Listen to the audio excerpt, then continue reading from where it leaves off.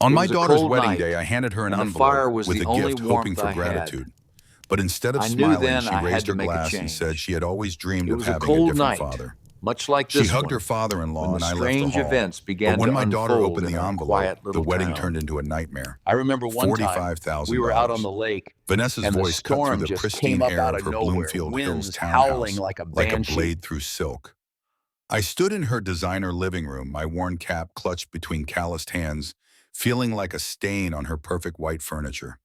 The floor-to-ceiling windows showed off manicured lawns that probably cost more to maintain than my monthly pension. Everything gleamed: glass, coffee table, chrome fixtures, artwork that looked expensive enough to feed a family for months.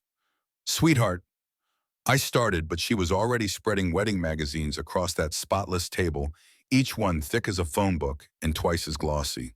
"Look at this venue, Dad." She jabbed her manicured finger at a photo of some mansion with columns. "The Townsend Hotel Ballroom. This is where successful people have their weddings, where my friends are getting married." My throat felt dry. I'd brought my best hopes tonight, dressed in my least faded button-down, even polished my old work boots. The drive over, I'd practiced what to say about helping with her special day. Maybe contribute a few thousand, help set up tables, whatever she needed. But $45,000, the flowers alone are 8,000. She continued, flipping pages with a aggressive enthusiasm. "The photographer is 5. The dress I want is $3,500, but it's perfect. You should see it." I fumbled with my phone, trying to calculate. After 40 years at the Ford plant paying off the house covering Sarah's medical bills, my savings account held 26,000. Every penny I'd managed to scrape together over decades of honest work. Social Security and my pension barely covered my monthly expenses. "I have 26,000 in savings," I said quietly. "That's everything I can manage, but maybe with a small loan." Vanessa's face transformed. The excitement died, replaced by something cold and sharp. She stood up, her voice rising. $26,000, seriously. She stood up, her voice rising. "Other fathers take out loans, sell cars, remortgage houses. What are you willing to do for your own daughter?" The words hit like physical blows. I'd raised this girl after Sarah died, worked at double shifts so she could have new clothes for school, sacrificed everything so she could go to college and become the successful marketing professional she was today. "Vanessa, I could try for a loan, but $45,000. I gestured helplessly around her expensive living room. "You're doing well for yourself. Maybe we could find something more." "More what? Cheap." She threw a magazine onto the table so hard it scattered others. "You know what Chad's father is paying for his sister's wedding? $60,000. And that's considered modest in their family." Chad, her fiance, whose father owned half the restaurants in downtown Detroit. "I'm 35 years old, Dad. This is my one chance to have the wedding I deserve. My friends' fathers would move heaven and earth for their daughters. But you," she looked me up and down, taking in my worn jacket, my nervous fidgeting. "You're just a failure." The word hung in the air like smoke from a house fire. "All my friends will have perfect weddings, and I have to settle for some backyard barbecue because my father can't provide what every other parent manages. Do you know how embarrassing that is?" I wanted to explain about the plant closing early, about medical bills from Sarah's cancer, about doing my best with what life gave me, but my voice wouldn't come. "You've had 35 years to figure out how to be successful, and this is what you have to show for it. $26,000. She walked to the door, her heels clicking on hardwood that probably cost more than my truck. "Just leave, Dad. I can't look at you right now." The door slammed with a sound that seemed to echo through my chest. I stood there for a moment in her perfect driveway keys, heavy in my hand, staring at my beat-up Ford surrounded by her neighbors' luxury cars. The evening air felt thick, pressing down on my shoulders like Sarah's disappointment from wherever she was watching. The truck engine ticked as it cooled in my driveway, but I couldn't bring myself to get out. Through the windshield, my house looked smaller than usual. A modest 1960s ranch with paint that needed touching up and gutters that sagged slightly on the east side. Nothing like Vanessa's showcase. When I finally went inside, the silence felt heavy. I turned on the lamp by Sarah's old reading chair, the one I'd never moved from its spot by the window. She used to sit there evenings planning Vanessa's future, talking about college and careers, and the better life our daughter would have. The photos on the mantelpiece showed happier times. Vanessa's high school graduation, her college degree ceremony, family dinners when Sarah was still alive. In every picture, I looked proud. Had I been fooling myself all these years? Sarah, what would you do? I spoke to the empty room. Our girl deserves happiness. Maybe I really am a failure if I can't give her what she wants. 40 years at the plant, and this was what I had to show for it. 26,000 and a daughter who called me a failure to my face. I walked to the kitchen table where bills and bank statements lived in careful piles. The mortgage payment book showed I'd been debt-free for 3 years. My pension statement confirmed what I already knew. $600 monthly with Social Security adding another $100. Enough to live on, but hardly lavish. But maybe, I picked up my phone and dialed the bank's 24-hour loan line. The automated system walked me through options until a human voice answered. This is Jennifer. How can I help you tonight? Yes, I'm interested in a personal loan. My voice sounded steadier than I felt. $30,000. I can transfer you to someone who can discuss loan options. May I have your name and social security number? As I provided the information, I thought about Sarah's reaction to such financial risk. She'd been the careful one, the planner, but she'd also been the one who said love sometimes meant taking chances that scared you. The representative explained I'd need to come in for an appointment, bring documentation, discuss terms. The words washed over me like background noise. What mattered was the possibility. Maybe I couldn't be successful the way Robert Westfield was successful, but I could still be the father Vanessa needed. She called me a failure. Maybe she was right. But failures don't love their daughters enough to risk everything. I've found Sarah's favorite tea in the kitchen cupboard still there after 5 years. The smell brought back memories of her saying, "Michael, that girl is our greatest achievement, whatever it takes to see her happy." Tomorrow I'd go to the bank. Tonight I'd plan how to surprise Vanessa with enough money to help make her dream wedding a reality. Maybe then she'd see that her old man wasn't quite finished yet. The alarm clock went off at 6:30 the next morning, but I'd been awake for hours. First National Bank on Woodward Avenue looked more intimidating at 10 in the morning than it had any right to. Glass and steel reaching toward cloudy Detroit skies. Security cameras tracking every movement. The kind of building where important financial decisions happen to important people. I straightened my best button-down shirt and checked the folder containing my documentation. Pension statements, Social Security papers. 40 years of steady employment history. Sarah's voice whispered in my memory, "Stand tall, Michael. You're as good as anyone." The lobby bustled with activity. Young professionals in expensive suits handled transactions that probably involved more money than I'd see in a lifetime. I took my place in line behind a woman discussing investment portfolios with casual confidence. The loan officer, a professional woman around Vanessa's age, gestured me toward her desk. Her nameplate read Sandra Williams, Personal Banking. "Mr. Reeves, please have a seat. I understand you're interested in a personal loan." "Yes, ma'am, $30,000. It's for my daughter's wedding." Sandra's fingers clicked across her keyboard, pulling up my financial profile. Her expression remained neutral as numbers populated her screen. "I see you're retired from Ford Motor Company. 40 years of service. That's impressive. Your pension and Social Security provide steady income." She paused, reviewing details. "However, given your age and income level, there are some limitations we need to discuss."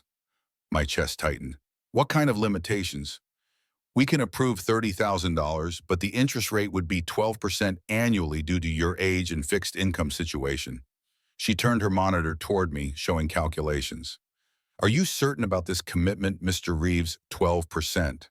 I tried to calculate what that meant for monthly payments." "Yes, I understand the risks. This is for my daughter." Sandra pulled out forms, her voice taking on a careful professional tone. "The monthly payment would be approximately $650 over 5 years. That's a significant portion of your income, Mr. Reeves." $650, nearly a quarter of my pension. But Vanessa was worth it. "Where do I sign?" The paperwork took an hour. Credit checks, identity verification, explanations of terms and conditions that felt like warnings. Other customers came and went handling routine transactions, while I made a decision that would change everything. Sandra explained the loan's impact on my budget with the kind of gentle concern reserved for senior citizens, making questionable financial choices. But she processed the application anyway because the numbers worked barely. The credit approval came through faster than expected. Sandra printed documents had me initial, each page explained payment schedules and late fee policies. The fluorescent lighting made everything feel clinical and serious, like signing away more than just money. The funds will be available in your checking account by tomorrow morning, Sandra said. Mr. Reeves, I want to make sure you understand this loan will significantly impact your monthly budget. Thank you, I said, tucking the paperwork carefully into my folder. My daughter will be so surprised. Walking to my truck, I felt something I hadn't experienced in years, the pride of solving an impossible problem through sheer determination. Maybe I was just a factory worker, but I could still provide for my girl. The system had tried to stop me with age restrictions and income limitations, but love had found a way. I drove toward Bloomfield Hills with a lightness in my chest, already imagining Vanessa's face when I told her I'd secured enough money to help make her dream wedding a reality. The afternoon sun glinted off the windows of office buildings and upscale shopping centers, the world of success I'd never quite managed to enter, but had helped my daughter reach. My phone rang just as I was about to turn onto Vanessa Street. Her name flashed on the screen and I answered with a smile in my voice. Hey, sweetheart, I was just on my way. Dad. Her voice sounded different, excited, but something else. You'll never believe what happened, Robert called this morning. He's paying for the whole wedding. The words hit me like a physical blow. I pulled the truck over to the side of the road, my hands suddenly unsteady on the wheel. Robert, Chad's father. Yes. He said I'm going to be part of his family now, and he wants everything to be perfect. He's covering everything, venue, flowers, dress, everything. I sat there, engine idling, trying to process what this meant. $30,000 of debt I'd just taken on for nothing. That's wonderful, Vanessa. I managed to keep my voice steady. I'm happy for you. I know. He's already booked the Townsend for Memorial Day weekend. Can you believe it? And he's getting the photographer who did the governor's daughter's wedding. I thought about the loan paperwork sitting on the passenger seat, the 5 years of payments ahead of me, the risk I'd taken all for nothing. When did Robert offer this? I managed to ask. There was a slight pause. Well, actually right after you left yesterday. He called to check on some details with Chad, and I mentioned we were discussing wedding budgets, and he just offered. He said no daughter-in-law of his would settle for anything less than perfection. Yesterday afternoon, while I was at home beating myself up for being a failure, planning to sacrifice my financial future, Robert Westfield had swooped in with his effortless wealth and made me irrelevant. That's great news, I said, my voice hollow even to my own ears. I'm glad everything's working out for you. You don't sound happy, Dad. Isn't this amazing? Now you don't have to worry about the money at all. I swallowed hard. No, it's wonderful, really. I need to go take care of something. I'll call you later. I hung up before she could hear the crack in my voice. Sitting in my truck on the side of an affluent Bloomfield Hills street, I stared at the loan paperwork and felt the weight of my miscalculation. I'd have to go straight back to the bank and see if I could cancel the loan. There would be fees, penalties probably, but better than carrying debt I didn't need for the next 5 years. But it wasn't the money that hurt the most. It was how easily I'd been replaced. How quickly Vanessa had accepted Robert's offer without a second thought about what I'd been willing to do for her. How her enthusiasm made it clear that my contribution, even if it had been everything I had, would never have been enough. The drive back to the bank felt longer than it had that morning. Detroit's industrial landscape rolled past my windows. Empty lots where factories used to stand, boarded-up houses, the remnants of people who worked hard and got left behind. People like me. Sandra looked surprised when I walked back into First National Bank 3 hours after leaving. Mr. Reeves, is everything all right? I need to cancel the loan. Early repayment penalty, whatever it costs. Her professional smile flickered with concern. Are you sure we just processed this today? The penalty for cancellation before funds distribution is $500, nearly a week's pension, but better than 5 years of payments. I'll pay it. I don't need this loan anymore. The paperwork took 15 minutes. Sandra kept glancing at me like she wanted to ask questions, but banking professionals knew when to mind their business. I signed forms, watched her process the cancellation, and handed back the loan agreement that had briefly represented my heroic sacrifice. Your checking account will be debited for the penalty fee by tomorrow, she explained, sliding a receipt across her desk. $500 for the privilege of being humiliated. Money well spent. At home, the silence felt different. Not heavy like before, but clean somehow. I made Sarah's favorite tea and sat in her reading chair looking at the photos on the mantelpiece with new eyes. There was Vanessa's high school graduation. In the picture, she was hugging me tight, whispering, "Thank you for everything, Dad. I couldn't have done this without you." College graduation. You made this possible. I'll never forget what you sacrificed for me.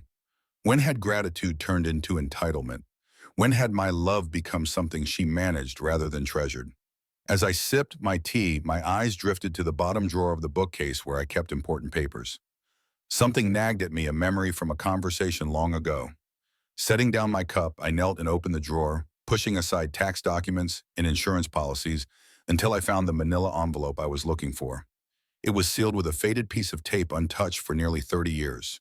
Inside was a document I hadn't looked at since Vanessa was 8 years old.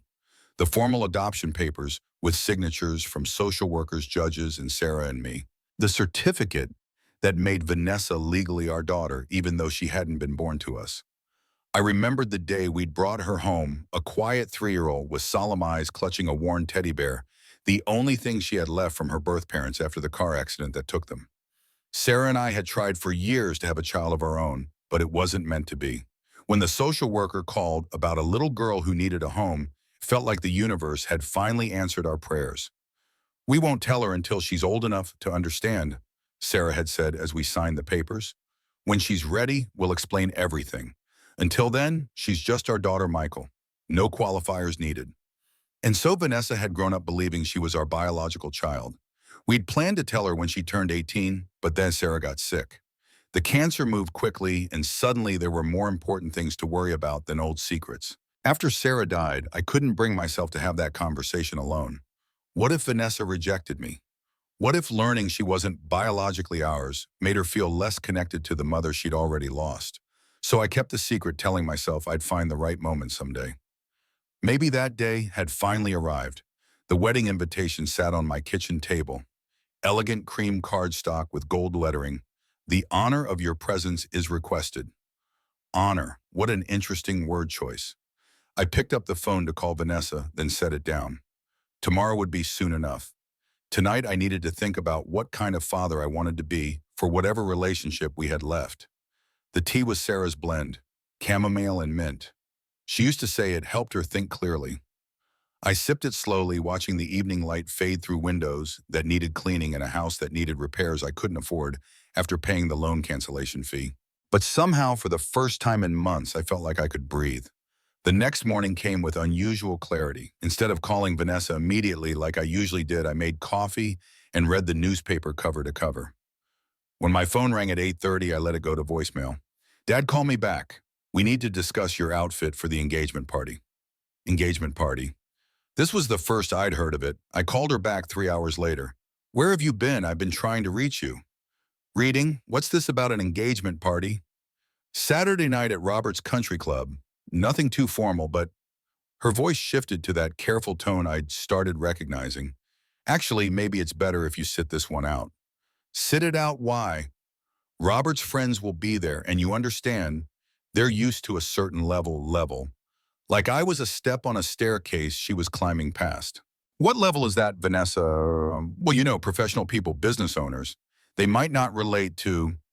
She trailed off, letting me fill in the blanks about my inadequacy as a retired factory worker. "Don't be like that, Dad. It's just easier this way." Easier. Everything about our relationship had become about what was easier for her. 3 weeks into April, this pattern became clear. Wedding planning meetings I wasn't invited to, vendor consultations scheduled when I was probably busy, a growing list of events where my presence would be awkward for people who mattered more than I did. By early May, our phone conversations followed a script. She'd call with demands disguised as requests. I'd offer help that wasn't sophisticated enough, and she'd find polite ways to exclude me from anything important. The dress-fitting invitation came with conditions. You can come, but please don't talk too much and wear something nice. Actually, do you even have anything appropriate? I wore my best shirt and tie to the bridal salon in downtown Birmingham. The place looked like a jewelry store, all marble and crystal, with dresses displayed like precious artifacts. Vanessa's friends were already there. Three women in designer clothes discussing their own upcoming weddings with casual mentions of photographers who charge more than my annual income. Ladies, this is my father. Vanessa's introduction carried an apologetic undertone. He's very simple, but he means well. Simple. The word hung in the perfumed air like a judgment. I stood in the corner while they discussed dress alterations and reception details, feeling like museum security. Present but invisible. There to watch but not participate. Your father's sweet, one of them whispered to Vanessa loud enough for me to hear. It's nice that you include him. Include him, like I was charity work. That night, I drove to a Woodlawn cemetery for the first time since Sarah's birthday. Her grave was simple, a modest headstone, with her name and dates, surrounded by the daisies I'd planted 5 years ago. Sarah, I can't live like this anymore. I knelt beside the stone, pulling weeds from around the flowers. She needs to know the truth. The cemetery was quiet except for traffic from 8 Mile Road. I'd always found peace here, but tonight felt different. Tonight felt like a decision. You remember what the social worker said? Someday she might want to know about her real parents. Well, maybe someday is now. I drove home, slowly stopping at the drugstore for writing supplies. The letter took 6 attempts, each draft torn up and thrown away until I found words that felt right. The final version was simple, direct, true. When I sealed it in an envelope 2 days later, my hands were steady. The wedding invitation sat next to it on my kitchen table, and I noticed something that made my chest tighten. The ceremony time listed was different from what Vanessa had told me. 2 hours different. I stared at the invitation until the numbers blurred, understanding exactly what my daughter thought of my importance to her special day. St. Paul Church looked magnificent in the May morning sun, its Gothic stone towers reaching toward cloudless skies. I pulled into the parking lot at 12:55, checking my invitation one final time. One how's your ceremony? I had timed everything perfectly. The organ music drifted through the heavy wooden doors as I approached the church steps. Strange. They must be playing prelude music longer than usual. I straightened my tie, the same black one I'd worn to Sarah's funeral, and climbed toward the entrance. Excuse me, are you going in? A woman in an expensive navy dress hurried past me. We're so late. Late, I checked my watch, 12:58. More guests streamed toward the church doors, their faces showing the mild panic of people arriving after something had already started. Through the thick oak doors, I could hear not just organ music, but voices, the ritualistic call and response of a ceremony in progress. Oh, you're late too. An older gentleman in a charcoal suit paused beside me, mopping his forehead with a handkerchief. The ceremony started at noon. Traffic on the lodge was terrible. My hand froze on the church door handle. Noon mine says 1 euro. He pulled out his invitation. Cream cardstock identical to mine, except for one crucial detail. 12 €. He read, then looked at my invitation with genuine confusion. That's strange. Are you family? The word stuck in my throat. I'm the bride's father. His eyebrows rose with sympathy and embarrassment. Oh, I thought that distinguished gentleman with the gray hair was her father, the one who walked her down the aisle. The distinguished gentleman with gray hair, Robert. I compared our invitations side by side. His showed 12 p.m. in elegant script. Mine showed 1 p.m. in identical lettering. Both printed professionally, both appearing authentic, except mine had been deliberately altered to exclude me from the most important moment of my daughter's life. Probably just a printing error, the man said kindly, but his eyes showed he understood the implications. Through the stained glass windows, I could see the ceremony in progress. Vanessa in white radiant at the altar, Chad beside her in his tuxedo, and there in the front pew where I should have been sitting, Robert Westfield occupied the place of honor, reserved for the father of the bride, the father who had walked her down the aisle, the father who had given her away, the father who mattered. I stood on those stone steps, invitation trembling in my hand, understanding that 35 years of fatherhood had been erased with a simple printing change. Reduced from the man who would proudly walk his daughter down the aisle to an unwanted afterthought, arriving too late to matter. The other guests had gone inside, leaving me alone with the weight of complete betrayal, not just excluded from the ceremony, deliberately deceived to ensure my absence from the moment that should have been mine by right. I folded the invitation carefully and walked back toward my truck, but stopped at the small park across the street. The adoption papers and letter in my jacket pocket felt heavier, now their contents no longer a last resort but a necessity. Some truths could no longer wait for a convenient moment. The park bench offered a clear view of St. Paul Church, where late guests continued hurrying inside to catch what remained of the ceremony. I sat watching their expensive cars fill the parking lot, understanding finally that I had never belonged in Vanessa's new world. 35 years of lies is enough. Time for her to learn the truth. I opened my wallet where I'd placed the envelope I'd brought as a wedding gift, the one that had once contained the promise of financial sacrifice.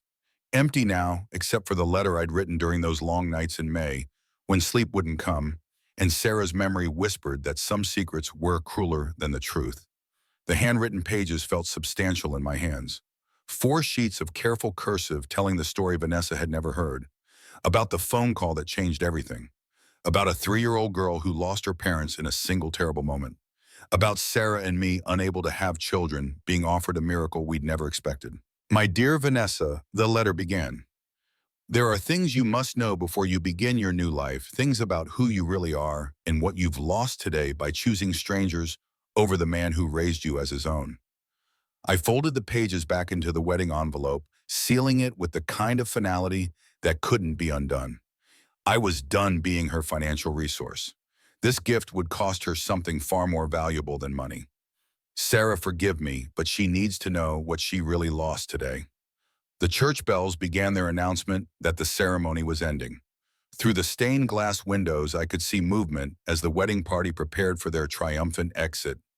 Soon they would move to the reception area where guests would offer congratulations and presents, where I would blend in like any other guest, carrying my gift with patience and purpose. I stood from the bench, brushing dust from my suit, the same dark suit I'd worn to Sarah's funeral, to Vanessa's college graduation, to every important moment of our life together. Today it would serve one final purpose. My reflection in my phone's camera showed a man I barely recognized. Not the desperate father who'd begged for scraps of appreciation, but someone who understood his own worth, someone who would no longer accept being diminished. The envelope felt light in my hand as I crossed the street toward the church. Behind me, the park bench sat empty, marking the spot where Michael Reeves, the victim, had died and someone else entirely had taken his place.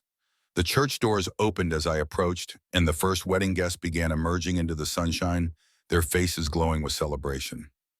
I joined the stream of well-wishers moving with purpose toward the reception area. It was time to give my daughter the wedding gift she truly deserved. The reception hall hummed with celebration as I entered, my envelope held casually at my side. Guests clustered around linen-covered tables, champagne glasses, catching afternoon light through tall windows. The scent of expensive flowers filled the air, roses and lilies that probably cost more than my monthly pension. Vanessa stood in the receiving line, resplendent in her wedding gown, greeting guests with the radiant smile I remembered from her childhood. Chad beside her, Robert hovering nearby like a proud patriarch, accepting congratulations for his generosity. I moved through the crowd purposefully but calmly, other guests parting respectfully when they realized I was approaching the bride, the father of the bride finally arriving to offer his blessing. Dad, Vanessa's face showed genuine relief mixed with nervous energy. You came. I was worried when you weren't in the church. Sorry about the time confusion. Probably just a printing error.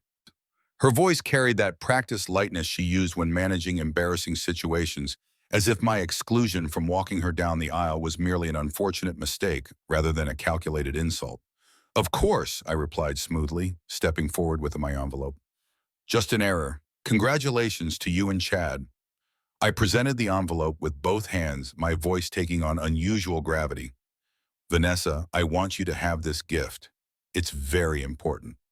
Something in my tone made her actually look at me, really look for the first time in months.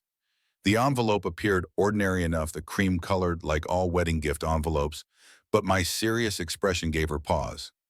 Thank you, Dad. That's so sweet of you. Sweet. The same dismissive words she'd used when I tried to sacrifice everything for her happiness. Ah, you must be Michael. Robert approached with his arms extended, playing the gracious host. Finally, we meet properly. Vanessa has told me so much about you. I turned to face the man who had replaced me, offering my hand with steady composure. I'm sure she has. You've been very generous to our family. Nothing's too good for my new daughter. Robert beamed his arms, settling around Vanessa's shoulders with casual ownership. She deserves the very best. The very best. Which apparently didn't include the man who had raised her. Dad, let me introduce you to some friends, Vanessa said, already turning toward other guests. She handed my envelope to Chad absently. Put this with the other gifts, honey.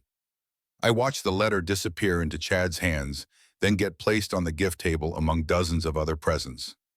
Somewhere in that pile of ribbon and wrapping paper sat the truth that would change everything. Such a beautiful ceremony, a guest commented to me. You must be so proud. Yes. I replied, my eyes following Vanessa as she moved through the reception, accepting congratulations and praise. Very proud of how everything turned out. The photographer moved through the crowd, capturing moments of joy and celebration. I wondered if he'd photograph the gift-giving moment, preserving forever the instant when justice disguised itself as love. I accepted a glass of champagne from a passing server and found a place among the other guests watching and waiting. Vanessa was absorbed in her role as bride, greeting relatives and friends, basking in attention and admiration. The envelope sat unopened on the gift table, patient as a ticking clock. Soon enough, she would understand what it meant to lose a father who truly loved her. Soon enough, she would learn the difference between the man who had chosen to raise her and the stranger who had simply written a check. I sipped my champagne and smiled at fellow guests, playing the part of the proud father one final time. Crystal glasses chimed like wedding bells as guests gathered in a semicircle around the newlyweds. The Renaissance Center's floor-to-ceiling windows framed Detroit's skyline in golden afternoon light, creating the perfect backdrop for Vanessa's moment of triumph. Everyone please, she raised her champagne flute high, her voice carrying across the reception hall with practiced confidence. I want to thank everyone who made this day possible. The photographer positioned himself to capture her radiant smile, the designer gown catching light like spun silk. Around me, guests turned their attention toward the bride, faces expectant and warm. Especially Robert, Vanessa continued, her eyes finding him in the crowd. You've shown me what it means to have a father who truly cares. I've always wanted a different father, and finally that dream has come true. The words hit the room like a physical blow. Conversation stopped mid-sentence. Champagne glasses froze halfway to lips. The comfortable murmur of celebration died into shocked silence. I felt every eye in the room flicker toward me, then quickly away. Some guests stared at their shoes. Others found sudden interest in the floral arrangements. The photographer's camera clicked, preserving the moment for eternity. Robert, you're the father I never had. Vanessa beamed, walking toward him with arms extended. Thank you for showing me what real generosity looks like. Robert embraced her with obvious pleasure, accepting the role she'd thrust upon him. His smile was triumphant as he held his new daughter, completely comfortable with replacing a man who'd devoted 35 years to raising her. Vanessa, you're the daughter I always dreamed of having, he replied loud enough for everyone to hear. Around us, the silence stretched uncomfortably. A few guests attempted polite applause, but it died quickly when they realized the cruelty of what they'd witnessed. Others whispered behind hands, their faces showing the kind of secondhand embarrassment that comes from watching someone humiliate themselves publicly. I stood perfectly still, champagne glass steady in my hand, watching my daughter embrace her replacement father while dismissing 3.5 decades of love as inadequate. No anger showed on my face, no hurt, just the calm understanding that this was exactly who she'd always been, and I'd finally stopped pretending otherwise. The gift table sat 20 feet away, my envelope buried among expensive presents from Robert's wealthy friends. Soon enough, she'd discover what her cruel words had cost her. I set my champagne glass on a nearby table and walked quietly toward the exit. No dramatic scene, no confrontation, just a dignified man removing himself from a situation where his presence was clearly unwanted. Behind me, the reception gradually resumed its celebration, guests pretending they hadn't witnessed a daughter publicly disowning the man who'd raised her. The photographer continued capturing moments of joy, though several guests requested he delete the toast sequence. I pushed through the heavy doors into the parking garage, my footsteps echoing in the concrete space. The envelope with adoption papers waited patiently among wedding gifts, ready to teach Vanessa the difference between wanting a different father and discovering you never had the one you thought you did. My truck started on the first try, reliable as always. I drove through Detroit's late afternoon traffic with unusual peace, watching familiar neighborhoods roll past my windows. 35 years of fatherhood were ending, not with tears or anger, but with the quiet satisfaction of a job finally completed. At home, I moved through the rooms with purpose, selecting what mattered for the life ahead. Sarah's wedding ring went into my shirt pocket. Our photo from Vanessa's college graduation, back when gratitude still lived in her eyes, found space in my travel bag. My work tools, earned through decades of honest labor, deserve better than gathering dust while I beg for crumbs of appreciation. The phone started ringing at 4:30. "Dad, we're opening gifts now." Vanessa's voice bubbled with champagne excitement. "Some of these presents are incredible. Chad's aunt gave us crystal from Ireland." I let it ring through to voicemail, continuing my methodical packing. The second call came 10 minutes later. "Dad, are you there? We found your envelope. What kind of gift needs to be opened privately?" The third call arrived as I folded my best shirt, the one I'd worn to her wedding, thinking I'd be walking her down the aisle. Her voice had changed by then, uncertainty creeping through the celebration. "Dad, I read your letter. This isn't funny. Call me back immediately." By the fourth call, panic had replaced confusion. "Dad, this can't be true. You are lying. Call me right now." I unplugged the phone and continued sorting through 35 years of memories, keeping only what served the future. The house felt different, already lighter somehow, as if removing the weight of obligation had made the walls themselves stand straighter. My cell phone buzzed constantly against the kitchen counter. 20 missed calls. 30. 44. Through voicemails, I listened to Vanessa's voice crack as she processed the truth she'd never suspected. Adopted at 3 years old after her parents died in a car accident. Raised by strangers who'd chosen to love her. 35 years of lies, not malicious deception, but the kind of protective love that shields children from painful truths until they're old enough to understand. "You're not my real father, then who am I? Where do I come from, real father?" Even in crisis, she couldn't recognize the difference between biology and choice, between conception and raising a child with unconditional love. "Dad, please, I didn't mean what I said at the reception. Come back." But she had meant it. That was the problem. I loaded my truck as sunset painted the sky orange and pink, Sarah's favorite colors. The missed calls had reached 51 by the time I backed out of the driveway, taking one last look at the modest house where we'd raised someone else's daughter as our own. The adoption papers in that envelope told the whole story, names of birth parents who died too young, details of the accident that orphaned her, the joy Sarah and I felt when social services called about a little girl who needed love. Vanessa had spent the day choosing money over loyalty, status over sacrifice. Now she could live with the consequences of preferring strangers to the man who'd chosen to be her father when biology failed her. I-75 stretched south like a ribbon of possibilities, Detroit's skyline shrinking in my rearview mirror until it disappeared entirely. The radio played Sinatra My Way, while evening light painted Michigan farmland in shades of gold and peace. 53 missed calls by the time I reached the Ohio border. I turned the phone off completely. "Sarah," I spoke to her photo on the dashboard. "I finally did what needed doing. 35 years I gave love to an ungrateful child. Time to live for myself." The truck hummed contentedly at 65 mph, carrying me toward whatever came next. Cincinnati maybe, or Louisville, somewhere warm, where winter wouldn't hurt these old bones. Where no one knew my story or expected me to justify my choices. Small towns rolled past my windows, places where people understood the value of honest work and reciprocated kindness, places where a 68-year-old retired mechanic could start fresh without apologizing for his limitations or begging for respect. My thermos held Sarah's favorite coffee blend, bitter but warming. The road atlas lay open on the passenger seat, marked with possible destinations circled in red ink. Planning felt good after years of simply reacting to Vanessa's demands and disappointments. "Vanessa, you wanted a different father," I said to the darkening highway. "Now you have one. I hope Robert is everything you dreamed he'd be. The adoption revelation would destroy her perfect wedding narrative. No more bragging about her generous new father figure. No more casual cruelty toward the man who'd changed her diapers, taught her to ride a bike, worked double shifts to pay for her college education. Instead, she'd face questions about identity and belonging that money couldn't answer. Who was she really? Where did she come from? What had she lost by choosing wealth over love? Robert Westfield could buy her expensive weddings and designer gowns, but he couldn't give her back 35 years of genuine devotion.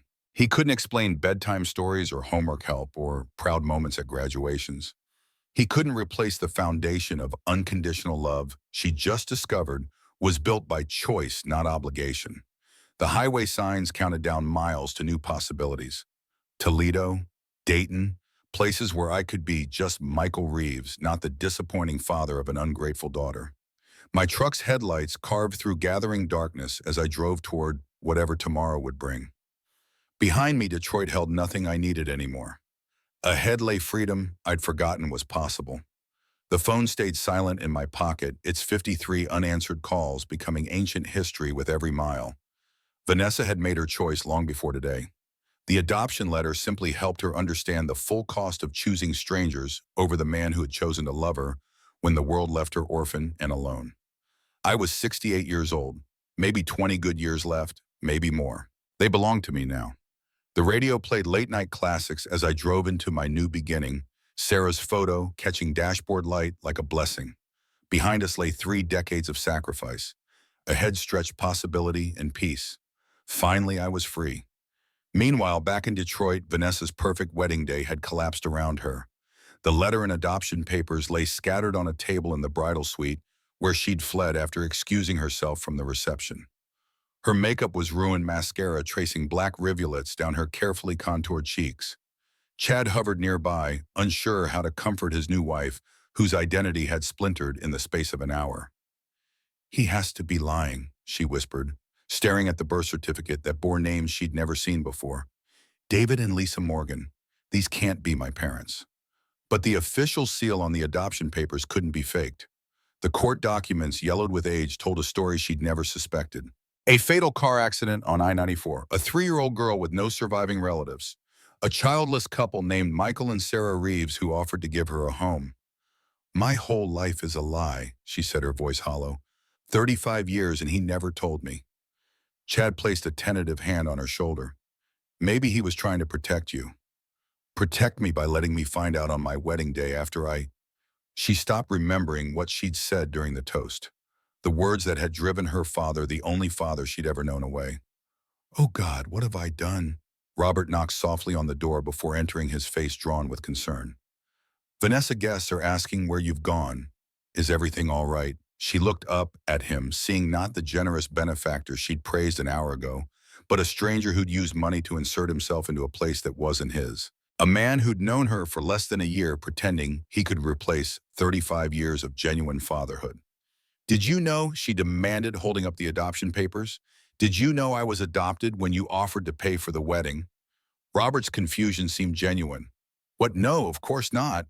I had no idea. And did you know they sent Dad a different invitation? With the wrong time, so he wouldn't be here to walk me down the aisle." Robert's face reddened. "I may have suggested to the wedding planner that it might be less awkward if your father arrived for the reception rather than the ceremony.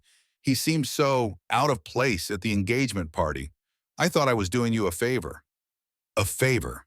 The word tasted bitter in her mouth. "You decided my real father, the man who raised me, wasn't good enough to give me away at my own wedding." "Vanessa, please. I only wanted what was best for you. For Chad." She stood gathering the papers with shaking hands. "What's best for me? You don't even know me. You've known me for 8 months. He's known me for 35 years. Every skinned knee, every nightmare, every report card. That was him, not you." "I think you're being a bit dramatic," Robert said, his benevolent mask slipping slightly. "After all, I did pay for this entire wedding." And there it was, the transaction laid bare. Money in exchange for replacing a father who'd given something far more valuable. "Keep your money," Vanessa said, moving toward the door. "I need to find my dad." Chad stepped forward, finally finding his voice. Vanessa, you can't leave now. What about our guest, the reception? She paused, looking at her new husband with fresh eyes. Had he known about the invitation deception? Had he stood by while his father systematically pushed Michael Reeves out of his rightful place? Did you know about this? She asked, her voice barely a whisper. Chad's hesitation told her everything. I thought so. She slipped the diamond ring from her finger and placed it on the table beside the adoption papers. Tell everyone whatever you want. I have to go. Vanessa, wait, both men called after her, but she was already running down the hallway, her wedding dress gathered in her hands, her perfectly planned day forgotten in the desperate need to undo what couldn't be undone. In the parking garage, she fumbled for her keys before remembering she'd arrived in a limousine. Her purse was back in the bridal suite along with her phone and wallet. Stranded in a wedding dress with nowhere to go, she sank onto a concrete parking bumper and buried her face in her hands. Need a ride? She looked up to find her maid of honor, Jenna, standing beside her, car keys in hand. I saw you run out, Jenna explained. Figured you might need an escape vehicle. I've made a terrible mistake, Vanessa said, climbing awkwardly into the passenger seat, her dress billowing around her like a deflating parachute. I need to find my dad. I know. Jenna started the engine. I heard what you said in that toast. We all did. The words hung between them, the memory of public cruelty that couldn't be erased. He left me a letter, Vanessa said, staring out the window as they exited the parking garage. I'm adopted. He and Mom took me in when I was 3 after my birth parents died. And I never knew. All these years he chose to be my father when he didn't have to be. And then you chose Robert over him, Jenna said quietly. I was so blind, so caught up in having the perfect wedding, the perfect life. I forgot who helped me get here in the first place. Where to? Jenna asked as they reached the street. His house. I've been calling, but he won't answer. The drive to the modest suburban ranch house took 20 minutes that felt like hours. Vanessa spent the time staring at her phone, sending desperate text messages that showed as delivered but remained unanswered. Dad, please talk to me. I'm so sorry. I didn't mean what I said. Please come home. I need you. But the house when they arrived was dark and silent. Vanessa used her key, calling out into empty rooms that felt abandoned rather than simply vacant. In the kitchen, the landline phone lay unplugged on the counter. In the bedroom, dresser drawers stood half open, emptied of essential clothing. On the refrigerator, a note held by a magnet simply read, Paid through August. Do what you want with the rest. He was gone. Really gone. Check the garage, Jenna suggested. The small detached garage stood empty, the outline of where his beloved Ford truck had been parked for decades now, just a clean rectangle on an oil-stained floor. Back in the house, Vanessa moved from room to room, like a ghost touching familiar objects, trying to piece together where he might have gone. In Sarah's reading chair by the window, a photo album lay open to pictures from Vanessa's high school graduation. The inscription beneath one photo, written in Sarah's flowing script, read, So proud of our beautiful daughter. Michael beamed all day. Our daughter, not our adopted daughter, not someone else's child, just our daughter. On the kitchen table, a road atlas was open to a map of the southeastern United States, several cities circled in red. Cincinnati, Louisville, Nashville. Destinations just far enough away to start fresh, close enough to reach in a day's drive.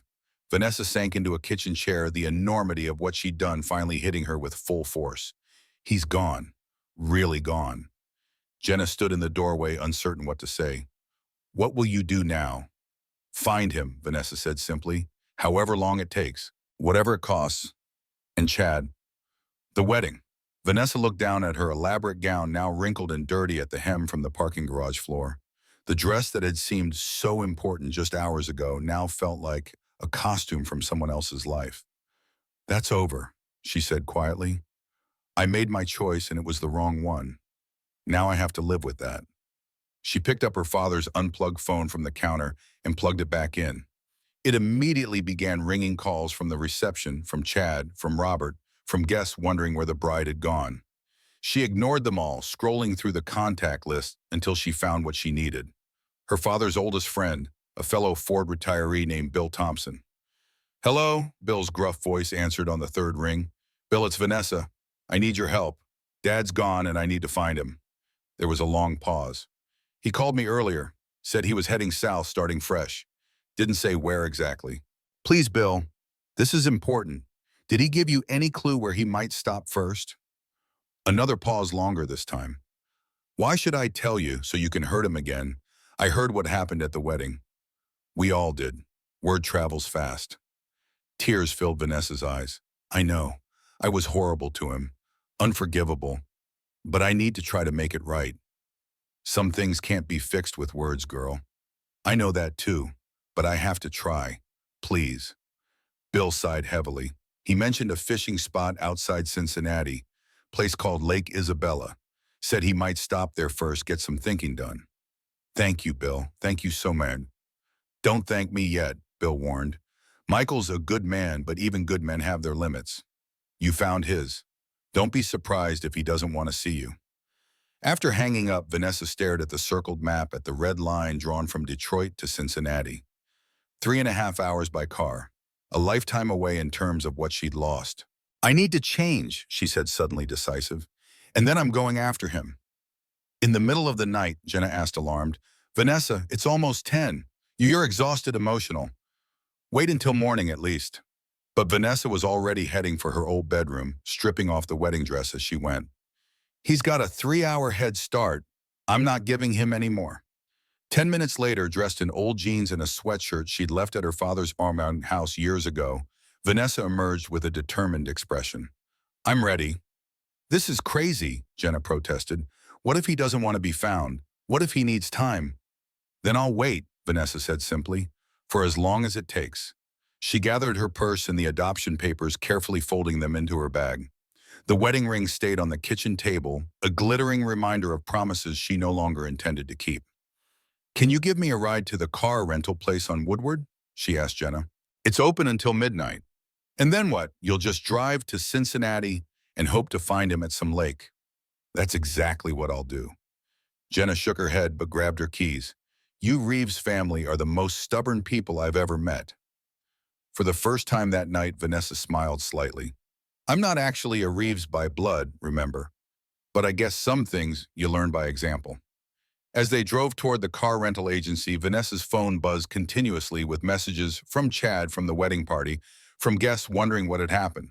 She ignored them all, focusing instead on composing a text to Michael's cell phone, knowing he probably wouldn't read it, but needing to send it anyway. Dad, I know where you're going. I'm coming to find you. Please wait for me at Lake Isabella. I need to tell you how sorry I am. I need to tell you I understand now what it means to choose to love someone. Please give me a chance to make this right. The message showed as delivered, but no reply came. Meanwhile, Michael's truck continued south on I-75, crossing into Kentucky as midnight approached. The highway stretched empty before him, a dark ribbon leading away from the past and toward whatever waited on the other side of betrayal and forgiveness. His phone sat dark and silent on the passenger seat, battery removed to ensure true disconnection. Next to it, Sarah's photo watched over his journey with glass-framed eyes that had seen 30 years of family joy and struggle. He'd already decided to spend the night at a roadside motel just outside Cincinnati to continue toward Louisville or Nashville in the morning, depending on which way felt right when the sun rose. Lake Isabella could wait until tomorrow. A day of fishing might clear his head, help him sort through the debris of a life suddenly unmoored from its foundations. The peaceful water had always helped him think, even when the fish weren't biting. As he crossed the Ohio River, leaving Michigan firmly behind, Michael felt the weight of fatherhood slowly lifting from his shoulders. For the first time in 35 years, he answered to no one. His time was his own, his future unwritten. The realization brought both freedom and profound sadness, the twin companions of a man who had lost everything and gained himself in the process. The interstate hummed beneath Michael's ears as he crossed the Ohio state line. The highway signs glowed green in his headlights, Cincinnati 85 miles. The digital clock on his dashboard read 1:17 a.m., but sleep felt distant. His mind remained alert, filled with memories and possibilities in equal measure. The late-night radio played softly some talk show discussing retirement planning and second chances. Michael smiled at the coincidence. A second chance was exactly what he'd given himself tonight, a rebirth at 68 when most men his age were settling into familiar routines. He stopped at a 24-hour truck stop just north of Cincinnati, his body finally demanding rest after the emotional marathon of the day. The neon vacancy sign of the adjacent motel flickered invitingly. Just one night to regroup, then onward tomorrow. Lake Isabella was only 20 minutes away, a quiet spot where the fish bit early and the morning fog created a peaceful isolation perfect for contemplation. The motel room was basic but clean. Michael sat on the edge of the bed, finally allowing himself to check his phone after reinserting the battery. 59 missed calls, 73 text messages, most from Vanessa growing increasingly desperate. "Dad, please answer. I'm so sorry, I didn't mean it. Where are you? Please come home. I know about the adoption now. We need to talk. Dad, I know you're going to Lake Isabella. Please wait for me there." The last message made him sit up straight. How did she know about Lake Isabella? He'd mentioned it to no one except Bill, his oldest friend and former line supervisor at Ford. Bill must have told her. The knowledge that Vanessa was actively searching for him created complicated emotions. Part of him felt vindicated that she cared enough to chase after him. Another part felt his hard-won peace threatened by her pursuit. He switched the phone off again and placed it in the drawer of the bedside table. Tomorrow he would decide whether to wait for her or move on to Louisville as planned. Tonight he needed rest. Sleep came surprisingly easily, deep and dreamless, as if his mind recognized he'd crossed a threshold and could finally relax. When he woke at dawn, the world outside his window was washed in the pale gold of early morning, a new day in a new state, the first day of his new life. After a quick breakfast at the diner next door, Michael consulted his map again. Lake Isabella was a small fishing spot not widely known to tourists, just a serene patch of blue water, surrounded by trees with a few wooden docks extending into its depths. The perfect place to think. He arrived just after 7 a.m. The lake was quiet, with only one other vehicle in the small gravel parking lot, an elderly man arranging fishing gear by his pickup truck. They exchanged nods of recognition, members of the same tribe of early risers who valued silence and still water. Michael found an empty dock on the far side of the lake, away from the boat launch and the small bait shop. He unfolded his portable chair, set up his fishing rod, and cast his line into the calm water. The familiar routine brought comfort, the gentle arc of the line, the soft plop as the lure hit the surface, the patient waiting that followed. The morning passed in peaceful meditation. The occasional tug on his line provided just enough activity to keep him engaged without disturbing his reflections. By noon, he'd caught and released 3 decent-sized bass and had worked through much of the anger that had driven him away from Detroit. He was just considering whether to break for lunch when he heard the crunch of tires on gravel from the parking area. Something in his gut told him before he even looked up. He knew who it was.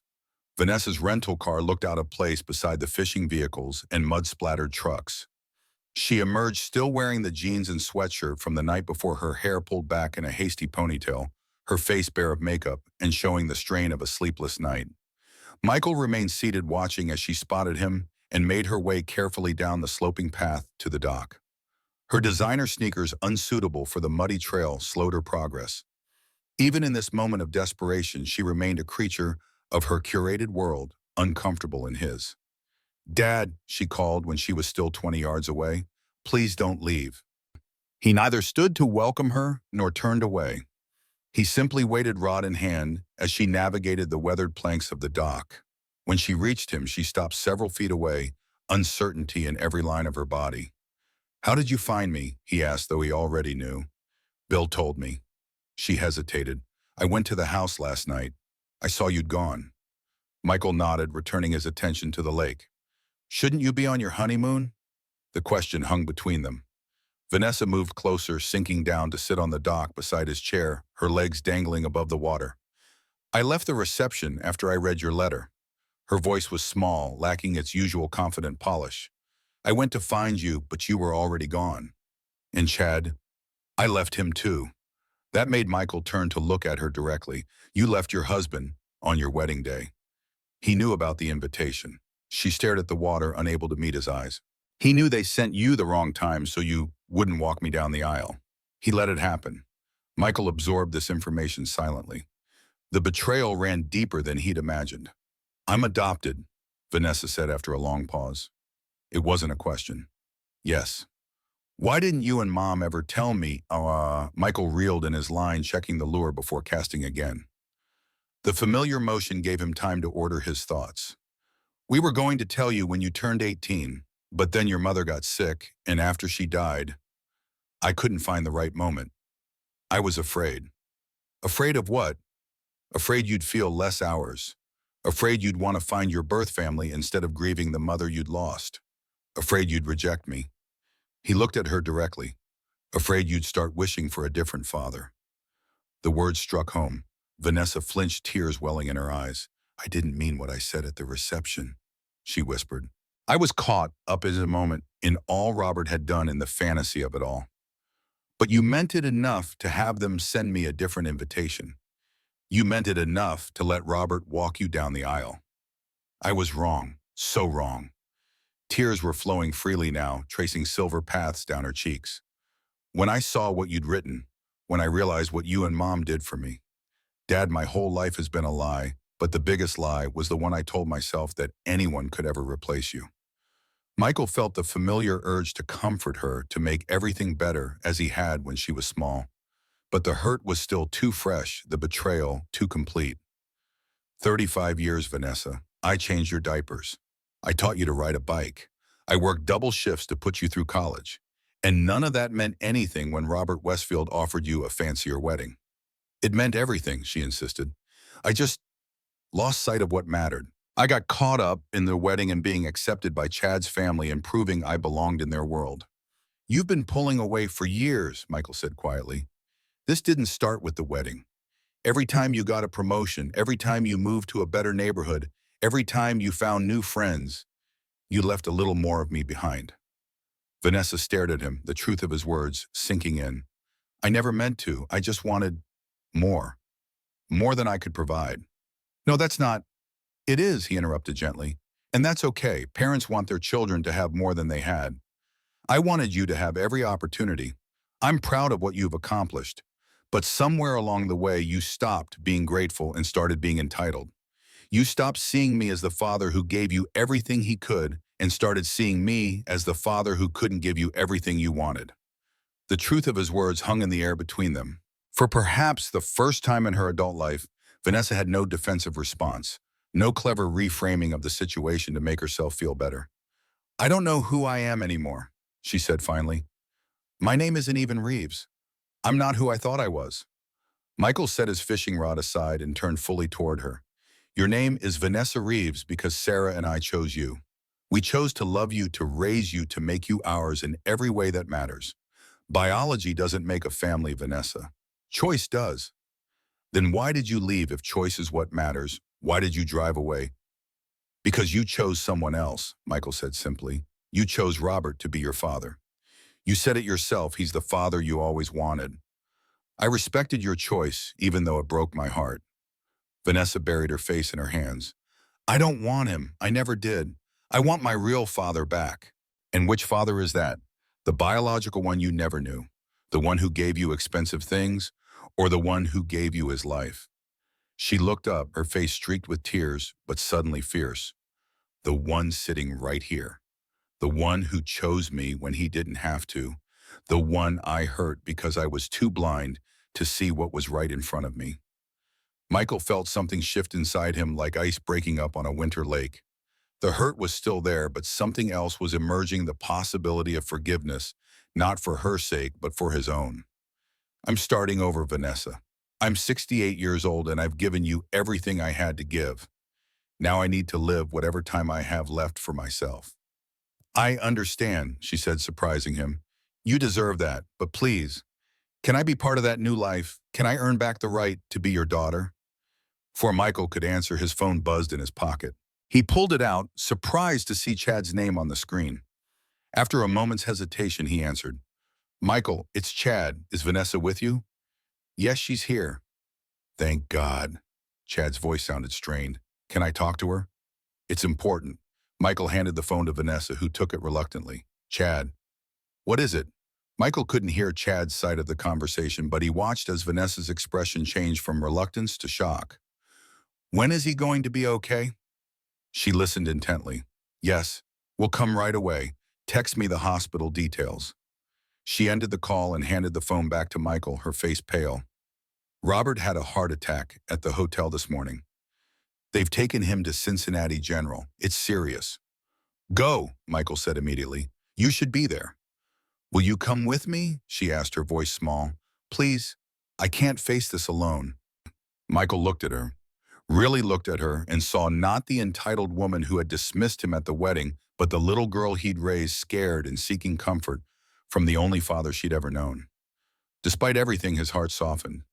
Let me pack up my gear. The drive to the hospital took 20 minutes past in tense silence. When they arrived at the cardiac care unit, they found Chad pacing the waiting room, still wearing his rumpled tuxedo shirt from the day before. Vanessa, he rushed forward, then stopped, uncertainty in his eyes. I didn't think you'd come. How is he? She asked, keeping her distance. In surgery, triple bypass. The doctor said it was a massive attack, probably brought on by, he glanced at Michael, by stress. The implication hung in the air. The wedding disaster, Vanessa's disappearance, the public humiliation, all potential triggers for Robert's condition. This isn't anyone's fault, Michael said firmly. Heart problems don't develop overnight. A doctor approached, still wearing surgical scrubs. Mr. Westfield, he addressed Chad. Yes, how is my father? He's stabilized. The surgery went well, but he's not out of danger. The next 24 hours will be critical. Can we see him? Chad asked. He's in recovery now. Once he's moved to intensive care, immediate family can visit briefly. The doctor left, and an awkward silence fell over the group. Chad looked at Vanessa, pain and confusion in his eyes. Where did you go? Why did you leave like that? Vanessa glanced at Michael, then back to Chad. I needed to find my father, my real father. Real father. Chad's confusion deepened. What are you talking about? I'm adopted, Vanessa said quietly. I just found out yesterday. Michael and Sarah adopted me when I was 3 after my birth parents died in a car accident. Your father knew about it. He knew, and he deliberately scheduled the ceremony early so Michael wouldn't be there to walk me down the aisle.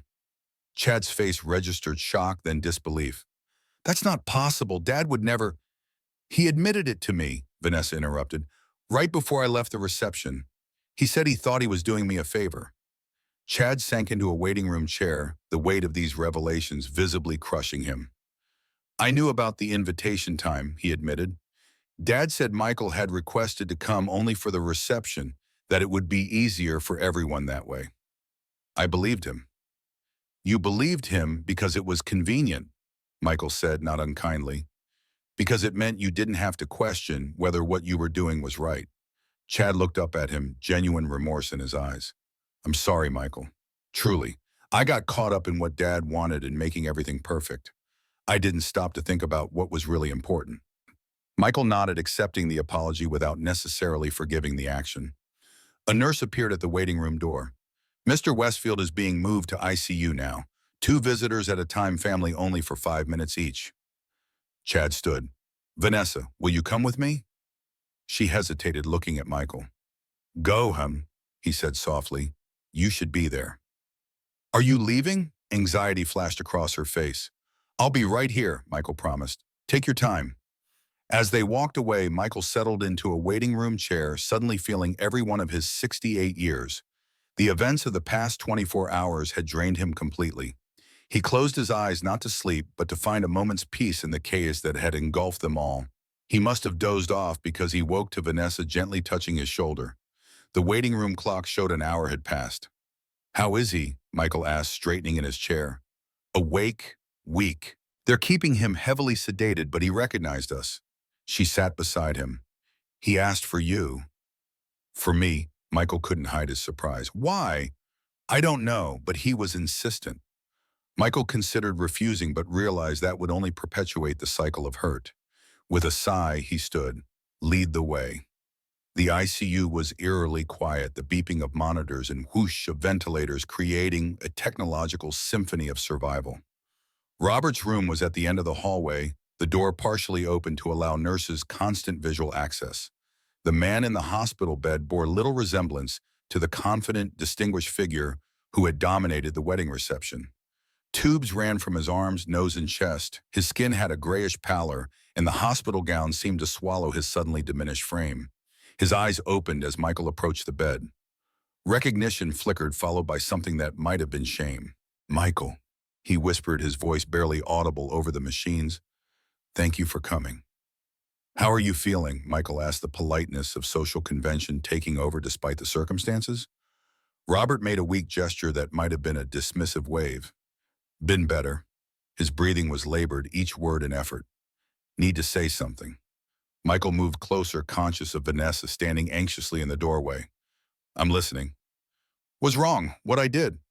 Robert's eyes held surprising clarity despite his condition. Thought I was helping, giving her what she deserved.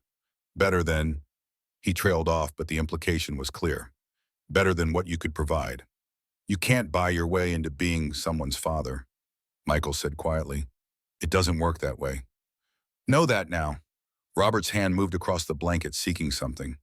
Michael realized he wanted to shake hands. After a moment's hesitation, he took the older man's cold fingers in his own. Forgive an old fool. The request was so unexpected that Michael found himself momentarily speechless. This man had tried to replace him, had deliberately excluded him from one of the most important moments of fatherhood, had accepted praise that wasn't his to receive. And yet, lying here, connected to machines fighting to keep him alive, he seemed to understand the magnitude of what he'd done. I'm not the one who needs to forgive you, Michael said finally. You didn't hurt me as much as you hurt Vanessa. She deserved better from both of us. Robert's gaze shifted to the doorway where Vanessa stood watching. She has you, he whispered. Always did. I was jealous of that bond. The admission hung in the air, surprising in its honesty. Michael felt a flicker of understanding. Robert, for all his wealth and success, had recognized something valuable that he couldn't buy, the genuine connection between a father and daughter built over decades of shared life. Rest now, Michael said, gently placing Robert's hand back on the bed. Focus on getting better. As he stepped away from the bed, a nurse entered to check Robert's vital signs. Time's up, I'm afraid. He needs to rest. In the hallway, Vanessa waited, her expression a complex mixture of emotions. What did he say to you? He apologized, Michael said simply, and I think he meant it. Can you forgive him? Michael considered the question as they walked back toward the waiting area. Forgiveness isn't something you can force, Vanessa. It happens in its own time when the hurt starts to heal. And can you forgive me? Her voice broke slightly on the question. Michael stopped, turning to face her fully. You're my daughter. That hasn't changed. It won't change no matter what happens between us. But trust once broken has to be rebuilt brick by brick. It won't happen overnight. Tears filled her eyes, but she nodded in understanding. I want to rebuild it, however long it takes. What about Chad? Your marriage. She looked down at her left hand bare where her wedding ring had been. I don't know. I need time to figure out who I am before I can be someone's wife. They reached the waiting area to find Chad speaking with the doctor again. He looked up as they approached, his expression grave. There's been a complication, he said. Dad's developed an arrhythmia. They're taking him back to surgery. Go, Michael told him. Be with your father. He needs you now. Chad hesitated, looking at Vanessa. Will you stay? She glanced at Michael, then back to Chad. For now, but Chad, I need time, a lot of time, to figure things out. Chad nodded, his face showing both pain and understanding. I'll be in the surgical waiting area if you need me. After he left, Michael and Vanessa sat side by side in the uncomfortable hospital chairs. The antiseptic smell and fluorescent lighting created an otherworldly atmosphere, as if they existed in a bubble outside normal time. What happens now? Vanessa asked finally. Now we wait, Michael replied, for Robert's surgery to finish, for you to decide what you want from your marriage, for me to figure out where I go from here. You're still leaving, aren't you? There was resignation in her voice. I need to, Vanessa, not just because of what happened at the wedding, but for me. I've spent 35 years being your father, 5 years grieving your mother. I need to find out who Michael Reeves is when he's just himself. She nodded slowly. Where will you go? South, I think, somewhere warmer. Nashville, maybe, or further down to Georgia. I always told your mother I'd take her to Savannah someday. When will you come back? The question held so much hope, fear, uncertainty. Michael considered it carefully. I don't know that I will, at least not to stay. But that doesn't mean you can't be part of my life or I yours. It just means we need to find a new way to be family. They sat in silence for a while, each lost in their own thoughts. The hospital continued its ceaseless rhythm around them, nurses changing shifts, doctors making rounds, the occasional announcement over the intercom. Dad, Vanessa's voice was small, reminiscent of the little girl who'd once climbed into his lap during thunderstorms. Can I show you something? She reached into her purse and withdrew a worn teddy bear, its fur matted with age, one eye, missing the stitching, along one arm, carefully repaired multiple times. Michael's breath caught. Mr. Beans, you still have him? He was in my overnight bag. I was going to take him on our honeymoon. She smiled faintly at his surprised expression. I know it's silly, but I've never been able to sleep well in strange places without him. Mr. Beans had been Vanessa's constant companion when she first came to live with them. The social worker had said it was the only thing she'd brought from her birth parents' home, the only tangible connection to her life before the accident. Your mother repaired his arm at least a dozen times. Michael remembered gently touching the worn fabric. You wouldn't let him out of your sight long enough for proper mending. I remember, Vanessa said softly. I was so afraid he'd disappear if I let go of him, like everyone else had. The simple statement revealed so much the trauma of a 3-year-old losing her parents, the fear of abandonment that must have shaped her in ways neither of them had fully recognized. Is that why you've been so desperate to fit in with Chad's family? Why Robert's approval meant so much to you? You're still afraid of being left behind. Vanessa stared at the teddy bear in her hands, tears falling silently onto its worn fur. Maybe. I never thought about it that way. But ever since Mom died, I felt this emptiness, this fear that I don't really belong anywhere, that everyone I love will eventually leave. Like I'm doing now, Michael said quietly. Yes, but it's different this time. Because now I understand why. She looked up at him, her eyes red but clear. You're not abandoning me, you're finding yourself, and I need to do the same. A nurse appeared in the waiting room doorway. Ms. Reeves, Mr. Westfield is asking for you. Vanessa stood, then hesitated. Dad, go, Michael said gently. I'll wait. As she walked away, Michael felt a strange peace settling over him. The pain wasn't gone, it might never fully disappear, but it had transformed into something more complex, more nuanced. Understanding was beginning to replace betrayal. He stepped outside the hospital for a moment, needing fresh air and space to think. The afternoon sun had broken through the clouds, casting long shadows across the parking lot. In the distance, the Cincinnati skyline rose against a blue sky, not Detroit, but not entirely unfamiliar either. A new place with new possibilities. His phone buzzed with a text from Bill. Everything okay? Call when you can. Michael smiled, grateful for the friend who'd been a constant in his life for over 40 years. No matter where he went from here, some connections would remain unbroken. When Vanessa returned 30 minutes later, her expression was somber, but composed. Chad's staying at the hospital. Robert's stable again, but the doctor says recovery will be a long process. What do you want to do? Michael asked. She took a deep breath, seeming to stand taller. I need to go back to Detroit, close up the townhouse, sort through things, figure out what comes next. And Chad, we're going to take some time apart, figure out if there's anything left to salvage. She twisted her hands together nervously. Dad, would you come back to Detroit with me just for a few days? I'm not asking you to stay. I need my father right now.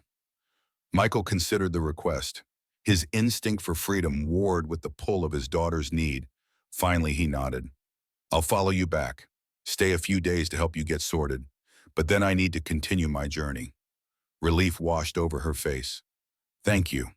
The drive back to Detroit was made in separate cars, Michael in his trusty Ford, Vanessa in her rental.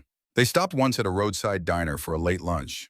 The conversation lighter than it had been in months, focusing on memories of fishing trips when Vanessa was young, Sarah's famous apple pie, the time they'd gotten lost hiking and ended up sleeping under the stars.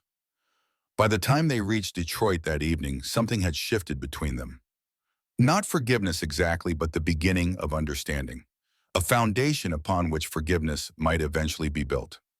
At Vanessa's townhouse, they sat on the pristine white couch, carry-out containers spread across the coffee table, where wedding magazines had been just days before. The contrast wasn't lost on either of them. I can't believe yesterday was my wedding day, Vanessa said, picking at her pad thai. It feels like a lifetime ago. Time does strange things during crises, Michael observed, stretches and compresses in ways that don't make sense. They ate in companionable silence for a while, both too exhausted for deep conversation. Finally, Vanessa set aside her food and turned to face him fully. Dad, tell me about them. My birth parents. Michael had been expecting this question. He set down his fork and leaned back, accessing memories from 32 years ago. David and Lisa Morgan. He was an engineer at GM. She was a kindergarten teacher. They lived in Royal Oak, had been married 5 years when they had you. You were their only child. What were they like? We only met them once at a neighborhood block party. They seemed kind, devoted to each other. Lisa had your smile warm, lighting up her whole face. David was tall, serious, but with a quiet sense of humor. Michael smiled at the memory. He was so proud of you, kept showing everyone pictures of his baby girl. How did they die? Michael's expression sobered. Black ice on I-94. Their car went off the road, hit a tree. David died instantly. Lisa survived 2 days in the hospital, but never regained consciousness. Vanessa absorbed this information silently, her face a study in complex emotions. And there was no other family. Lisa's parents had already passed. David had a brother overseas in the military who couldn't take you. The state was preparing to place you in foster care when we heard about your situation through a friend at church who worked in social services. And you and Mom just decided to take me in, just like that. It wasn't just like that. We'd been trying for a baby for 7 years. Multiple miscarriages, fertility treatments that nearly bankrupted us. When we heard about you, it felt like... Michael paused, searching for the right words. Like the universe was offering us the child we'd been waiting for. We met you at the social worker's office, this solemn little 3-year-old clutching Mr. Beans, and we knew immediately. You were meant to be ours. Tears filled Vanessa's eyes. I don't remember them at all, not a single memory. You were so young, Michael said gently. But sometimes when you were little, you'd talk about a lady with sunshine hair who sang you to sleep. We always thought that might have been Lisa. Do I look like them? You have Lisa's smile, David's eyes. We have photos somewhere in the attic, I think. I can find them for you before I leave. Vanessa nodded, wiping away tears. Thank you for telling me, for everything. She leaned her head against his shoulder the way she used to as a child. Michael wrapped an arm around her, the familiar weight of her against him, bringing both comfort and a poignant awareness that such moments would soon be rare. What will you do after you leave? She asked softly. Live, he said simply. See some of the places your mother and I always talked about visiting. Maybe find a small town that feels right and settle there for a while. Will you let me know where you end up? Of course. He squeezed her shoulder gently. This isn't goodbye forever, Vanessa. It's just a new chapter. They sat together as the Detroit night settled around them. Father and daughter connected by choice rather than blood, by 3 decades of shared life that couldn't be erased by one terrible day. The wounds were still fresh, the future uncertain, but in that moment there was peace in simply being together. The next morning, Michael woke early, the habits of a lifetime impossible to break. He made coffee in Vanessa's designer kitchen, smiling at the complicated machine that seemed to require an engineering degree to operate. By the time Vanessa emerged bleary-eyed and wrapped in a robe, he'd managed to produce 2 steaming mugs of surprisingly good coffee. You figured out the espresso machine, she said, accepting the offered cup with a grateful smile. It took me 3 weeks in a YouTube tutorial. Your old man's not completely hopeless with technology, he replied with a wink. They spent the day sorting through Vanessa's affairs. The wedding gifts would need to be returned, explanations given to confused relatives. Decisions made about the townhouse and joint accounts. Michael offered practical advice without overstepping, recognizing that Vanessa needed to make these choices herself. In the afternoon, he drove to his house to retrieve the box of photos from the attic, memories of David and Lisa Morgan that Vanessa had a right to know. As he climbed into the dusty space, he found more than he'd expected: a small box containing Lisa's jewelry that had been recovered from the accident, a few books that had belonged to David, baby clothes that had been Vanessa's before she came to them. He brought everything back to the townhouse, watching as Vanessa carefully examined each item, this tangible connection to the parents she'd never known. She held Lisa's delicate gold necklace up to the light, then fastened it around her own neck, touching the pendant with wondering fingers. "It's strange," she said quietly. "I feel connected to them, but they're strangers. You and Mom are my real parents, the ones who raised me, who loved me." "Biology is just the beginning," Michael agreed. "Parenthood is in the thousands of everyday moments that follow." They spent 3 days in this pattern, sorting through practicalities during the day, sharing memories in the evenings. Chad called once to report that Robert was improving, expected to be released from the hospital in a week. Vanessa spoke to him briefly but made no commitments about their future. On the fourth morning, Michael packed his truck while Vanessa pretended not to notice the finality of his actions. They'd both known this moment was coming, but that didn't make it easier. "I made you something," she said when he came back inside, handing him a small wrapped package. "For your journey." He unwrapped it carefully to find a leather-bound journal, the cover embossed with his initials. Inside, the first page held an inscription in Vanessa's elegant handwriting. "To my father, not by blood, but by choice. May your new beginning bring you the Guarin peace you deserve. All my love, Vanessa." "It's beautiful," he said, genuinely touched. "Thank you. I thought you could write about your travels. Maybe even send me pages sometimes, so I can see the world through your eyes." "I'd like that," he said, tucking the journal carefully into his jacket pocket. The moment of departure could no longer be delayed. They stood in Vanessa's driveway beside his loaded truck, the morning sun casting long shadows across the manicured lawn. "Where will you go first?" she asked, her voice steady despite the tears in her eyes. "South, like I said. Maybe stop in Louisville for a day or two, then Nashville. After that, who knows? I'll let the road decide." She nodded, attempting a brave smile. "Call me when you get where you're going. Let me know you're safe." "I will." He hesitated, then pulled her into a tight embrace. "I love you, Vanessa. That has never changed and never will. Remember that." "I love you too, Dad." She clung to him for a moment, then stepped back, wiping away tears. "This isn't goodbye. It's just until next time." "Until next time," he agreed. The truck started with its familiar rumble. Michael adjusted his mirrors, catching a final glimpse of Vanessa standing in the driveway, one hand raised in farewell. He returned the wave, then pulled away, steering toward the interstate that would carry him south. As Detroit receded behind him, Michael felt a complex mixture of emotions: sadness at what he was leaving, excitement for what lay ahead. The weight of betrayal had lightened, not completely gone, but no longer crushing.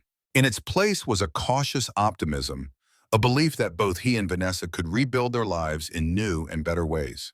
The highway stretched before him, a ribbon of possibility. In his pocket, the journal Vanessa had given him pressed against his heart, a tangible reminder that some bonds remained unbroken despite everything. Michael turned on the radio, letting the music fill the cab as he crossed the Ohio-Washington line for the second time that week. This time, though, he wasn't running away from pain, but moving toward possibility. 68 years old, a lifetime behind him, yet still time for new beginnings. The road unwound beneath his wheels, carrying him forward into whatever awaited in the next chapter. He was Michael Reeves, retired Ford worker, widower father by choice rather than biology. And for the first time in decades, he was also simply himself, free to discover who that might be. The sun shone brightly overhead, illuminating the path ahead. Michael smiled and pressed the accelerator, eager to meet whatever waited beyond the horizon. 3 months later, a postcard arrived at Vanessa's Detroit mailbox. The front showed a sun-drenched beach with palm trees swaying against a perfect blue sky. The back held a brief message in Michael's distinctive handwriting. "Found my place. Rented a small house near the ocean. The fishing is good and the sundays are better than anything I could have imagined. There's an extra bedroom if you ever want to visit. All my love, Dad." Below his signature was an address in Savannah, Georgia. Not an ending, but the beginning of something new. A bridge between past and future, between hurt and healing, between a father and daughter finding their way back to each other one step at a time. Vanessa traced the words with her finger, a smile breaking through her tears. She reached for her phone and dialed. "Dad, it's me. I got your postcard." 6 months after that first postcard, Vanessa stood on the weathered deck of a small beachfront cottage, watching the Atlantic waves roll lazily onto the shore. The morning sun cast a golden glow across the water, promising another warm day in Savannah's mild winter. "Coffee?" Michael emerged from the cottage, two steaming mugs in hand. "Thanks, Dad." She accepted the offered cup, warming her hands around its ceramic surface. This was her third visit since Michael had settled in Savannah. The first had been tentative, a weekend filled with careful conversations and uncertain moments. The second, over Thanksgiving, had felt more natural, with fewer awkward silences and more genuine connection. Now in early February, she'd come for a full 2 weeks, the longest they'd been together since the wedding disaster. Her life in Detroit had been dismantled. Piece by piece, the townhouse sold. The divorce finalized her marketing position, resigned in favor of freelance work that could be done from anywhere. Freedom she was discovering had multiple definitions. "Sleep well?" Michael asked, settling into one of the weathered Adirondack chairs that faced the ocean. "Better than I have in months," she admitted, joining him. "There's something about the sound of the waves. It heals something inside you," he agreed. "That's why I chose this place. Every morning feels like a fresh start." Michael looked healthier than she'd seen him in years. His face had taken on a sun-kissed glow. The worry lines around his eyes softened. He'd let his hair grow a bit longer, and the southern climate had encouraged him to trade his Detroit flannel for light cotton shirts that seemed to hang more comfortably on his frame. "You seem happy here," she observed. "I am." He gazed out at the horizon where the blue of the sky met the deeper blue of the ocean. "For the first time since your mother died, I feel at peace." They sipped their coffee in companionable silence, watching a pair of pelicans dive for their breakfast in the shallow waters. "I've been thinking about something," Vanessa said finally. "Something important." Michael turned towards her, giving her his full attention. This was different from the distracted, half-listening that had characterized their relationship in recent years. Here, without the distractions of Detroit and its associated memories, he seemed more present, more engaged. "I want to find them," she said. "My birth parents' graves. I want to visit to see where they're buried." Michael nodded slowly. "I wondered if you might. They're in Oakland Cemetery in Royal Oak. Nice spot under an old maple tree. You've been there, Bam. Your mother and I used to go every year on the anniversary of the accident. Bring flowers. Say thank you." He looked at her, his expression gentle. "They gave us the greatest gift we ever received." Tears pricked at Vanessa's eyes. "Would you go with me when I visit?" "Of course." He reached across the space between their chairs, taking her hand in his. "Whenever you're ready." The moment felt significant, a bridge being rebuilt between them, stronger than before, because it now stood on a foundation of truth rather than concealment. "I've been offered a job here," she said suddenly. Michael's eyebrows rose in surprise. "In Savannah, a small marketing firm downtown. The owner saw my portfolio online, reached out last month. I interviewed over video chat, but they want to meet in person before making a final decision." "And you're considering it, moving here permanently?" She nodded. "I need a fresh start, Dad. Detroit has too many memories now, too many reminders of mistakes and regrets." "What about your friends there? Your life?" "The people who matter will visit. As for my life," she shrugged, a gesture reminiscent of the teenager she'd once been, "I'm reinventing it just like you did." Michael looked at her thoughtfully. "Are you doing this for yourself or for me? Because if it's for me, it's for me." She interrupted firmly. "Mostly.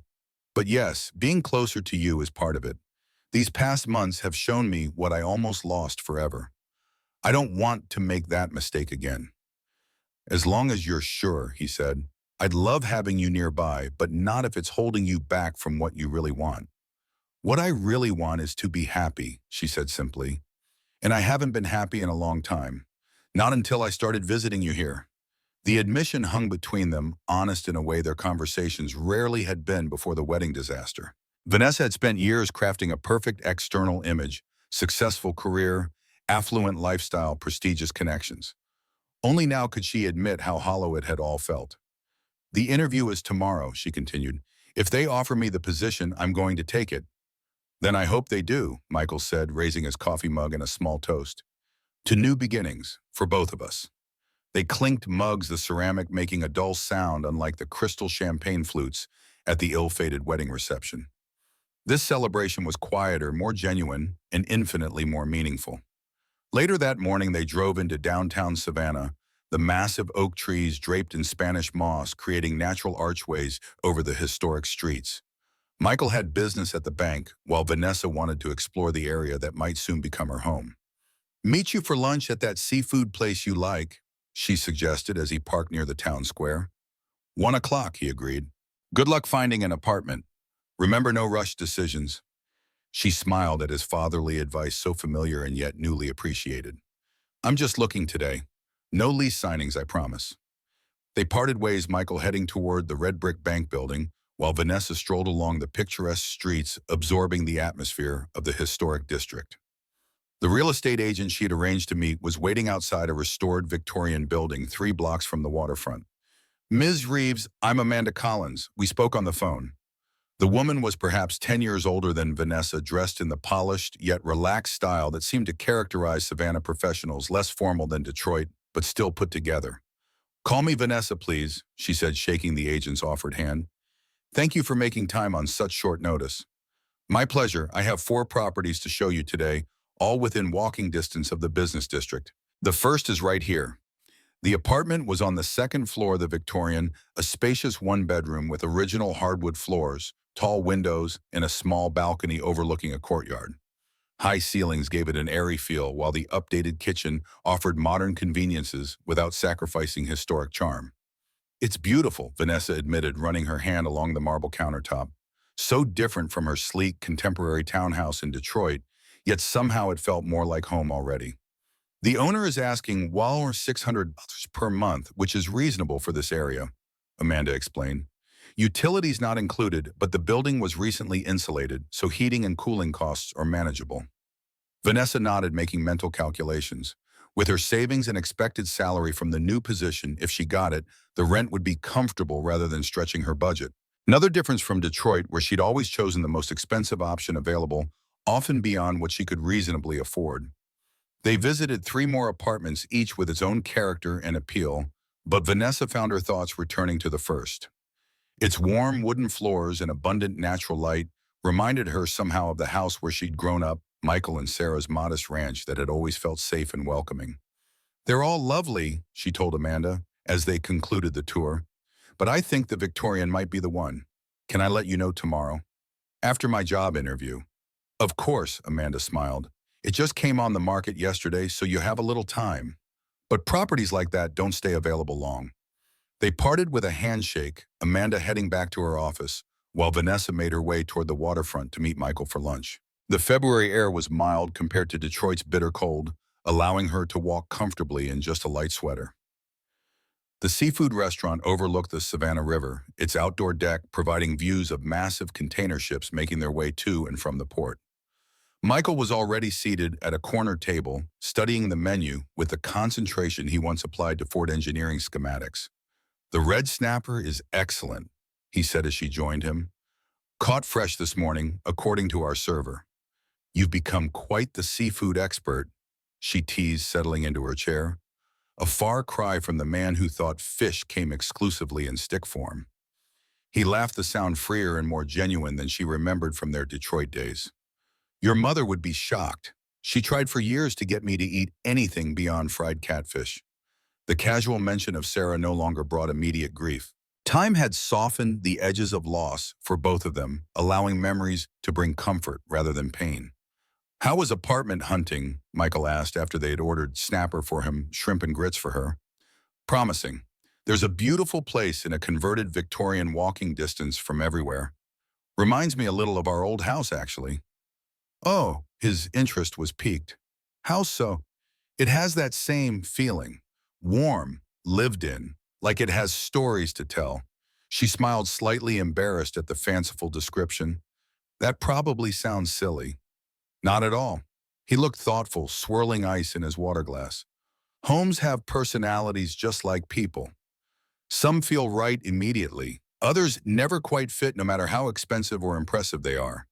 Like her Detroit townhouse, she thought but didn't say. All that money spent on designer furniture and state-of-the-art appliances, yet she'd never felt truly at home there. I'm not making any decisions until after tomorrow's interview, she assured him. But if they offer me the job, I think I'll take that apartment. Moving pretty quickly, he observed, not critically, but with genuine interest. When you know, she replied. That's what you always said about meeting Mom, remember? His eyes crinkled at the corners, warm with the memory. You're right. Sometimes the heart recognizes home before the mind catches up. Their food arrives steaming and fragrant. They ate with appreciation, conversation flowing easily between bites.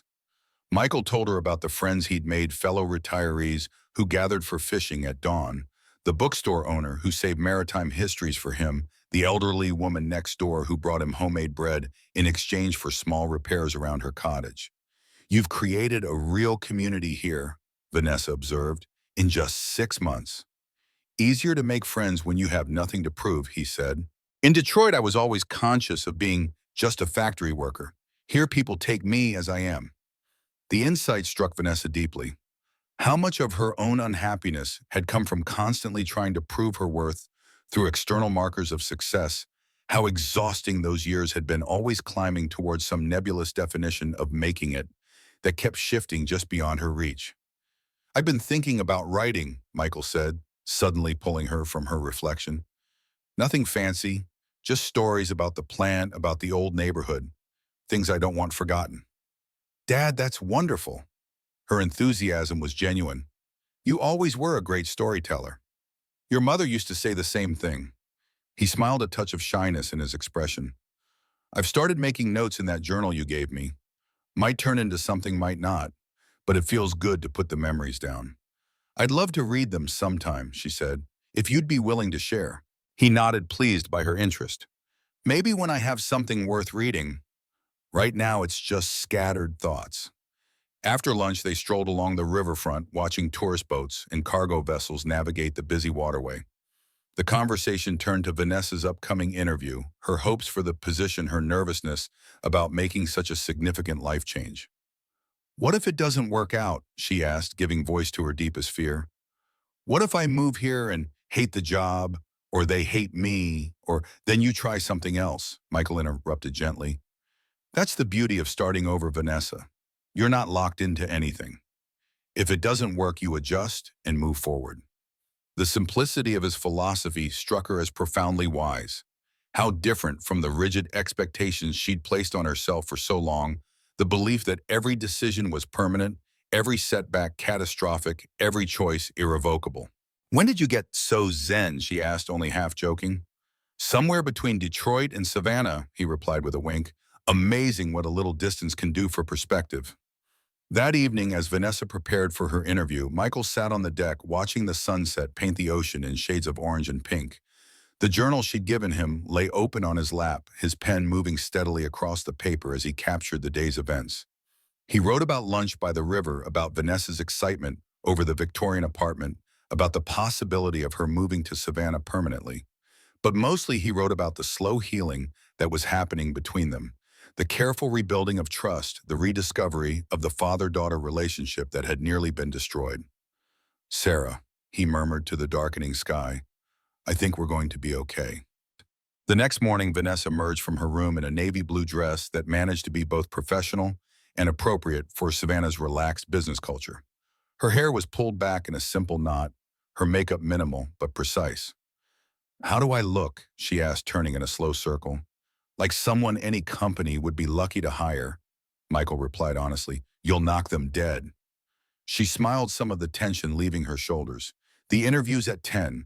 I should be done by noon. Want to meet for lunch again?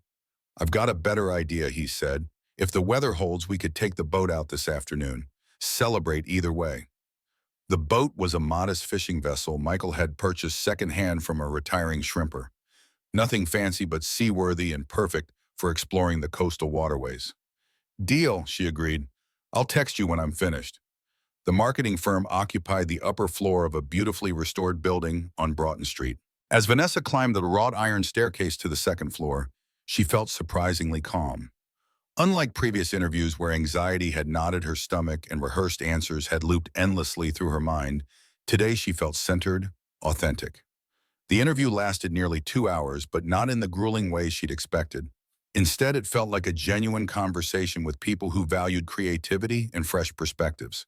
The firm specialized in promoting local businesses, in sustainable tourism, a far cry from the corporate clients she'd served in Detroit, but aligned perfectly with her new priorities. We'd like to offer you the position, Elizabeth, the firm's founder, said as the interview concluded.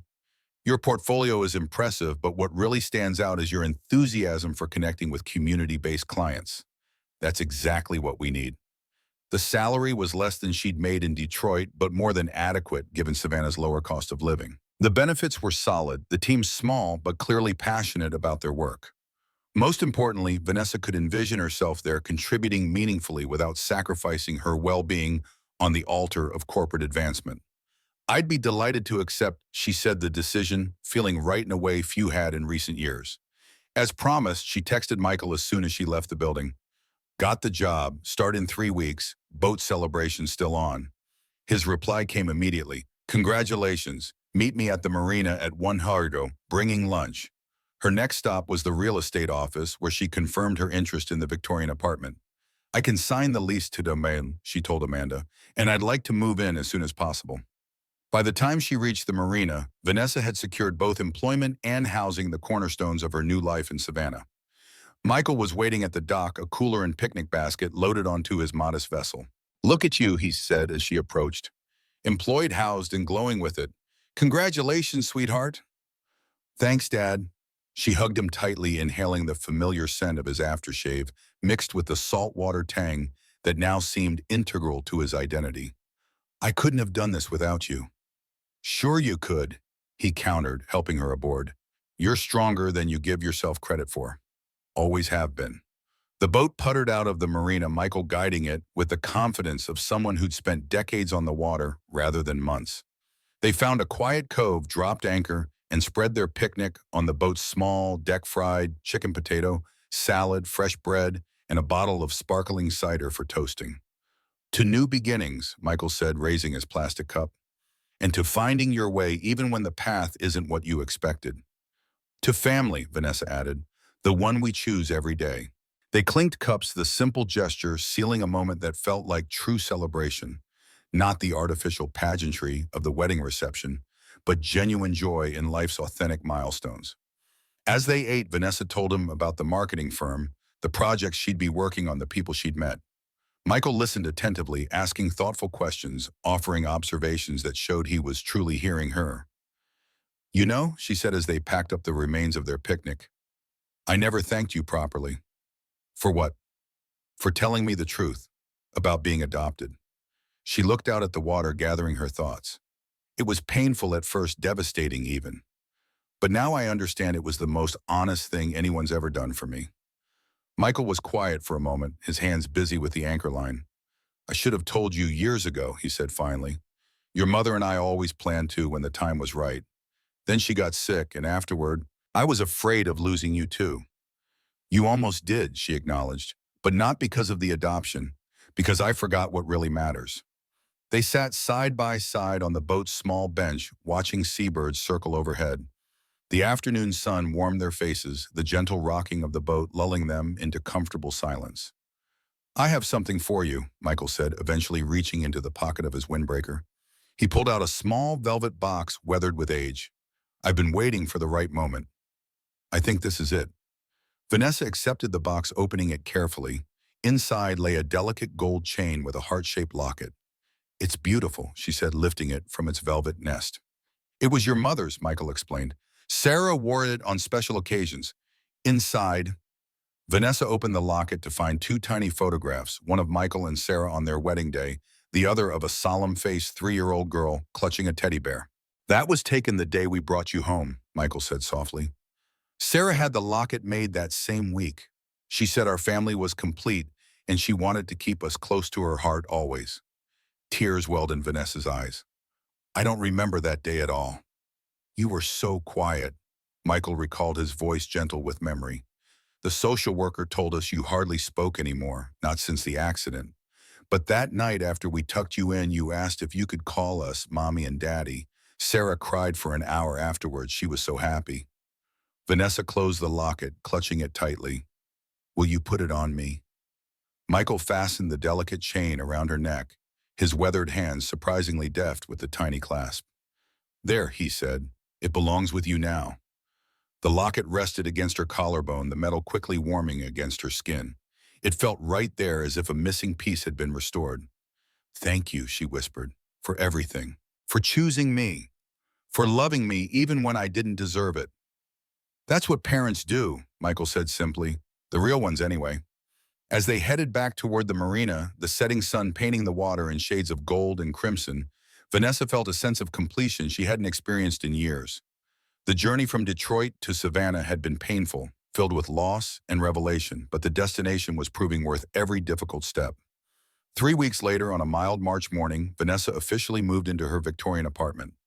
Michael helped carry boxes up the narrow staircase, arranging furniture, according to her directions, hanging pictures on walls still bearing the ghost marks of previous tenants' lives. Unlike her Detroit townhouse with its carefully curated designer pieces, this home was taking shape organically. Some furniture came from Michael's cottage pieces he no longer needed. Other items were found in Savannah's antique shops and flea markets, objects with history and character, rather than showroom perfection. "That's the last box," Michael announced, setting a carton labeled kitchen on the counter. "What's next on the agenda?" Honestly, Vanessa surveyed the organized chaos around them. "I think we deserve a break. Walk to that cafe on the corner for lunch." They strolled through Savannah's historic district, the city that was becoming home to both of them in different ways. Conversation flowed easily, punctuated by comfortable silences that no longer needed filling. "I got a call from Chad yesterday," Vanessa said as they waited for their sandwiches. "He's selling the Detroit house, moving to Chicago for a new position." "How do you feel about that?" Michael asked, studying her face for signs of regret. Relieved mostly. She considered the question honestly. "We tried to make it work, but there was too much damage. Too many lies between us. And Robert, have you heard from him? His recovery is going well, according to Chad. He's back at work part-time." She twisted her napkin absently. "He sent me a letter last week, actually. An apology. Seems sincere." "Do you accept it?" Vanessa considered the question. "I'm working on it. Forgiveness is harder than I expected." "It's a process," Michael agreed. "Not a single decision." Their food arrived, momentarily pausing the conversation. As they ate, Vanessa watched her father really looked at him in a way she hadn't for years before the wedding disaster. The lines around his eyes were gentler, now his posture more relaxed. Savannah had been good for him, just as it was already proving good for her. "You know," she said thoughtfully, "a year ago, if someone had told me I'd be living in Savannah working for a small marketing firm and happier than I have ever been, I would have thought they were crazy."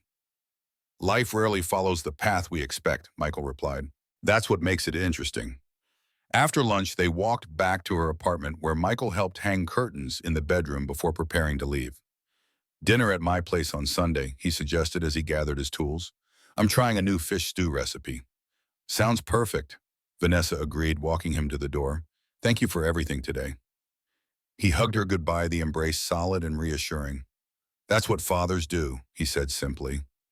As she closed the door behind him, Vanessa looked around her new home boxes still, to unpack pictures, to hang a life to build from the ground up. The Sarah's locket rested against her skin, a constant reminder of the parents who had chosen her, loved her, forgiven her. Outside, Savannah continued its leisurely pace, indifferent to one woman's journey from betrayal to redemption.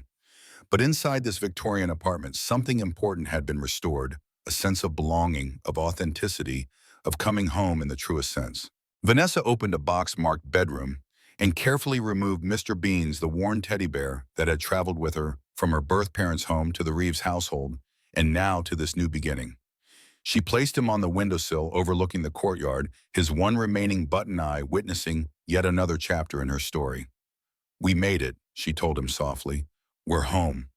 And 3 blocks away, in a small beachfront cottage, Michael Reeves sat at his desk opening the journal his daughter had given him. He began to write not about the past this time, but about the future, a future that now held promise and connection he had once thought lost forever. "Today," he wrote, "feels like the first day of the rest of our lives, and for the first time in longer than I can remember, I'm looking forward to every moment of it."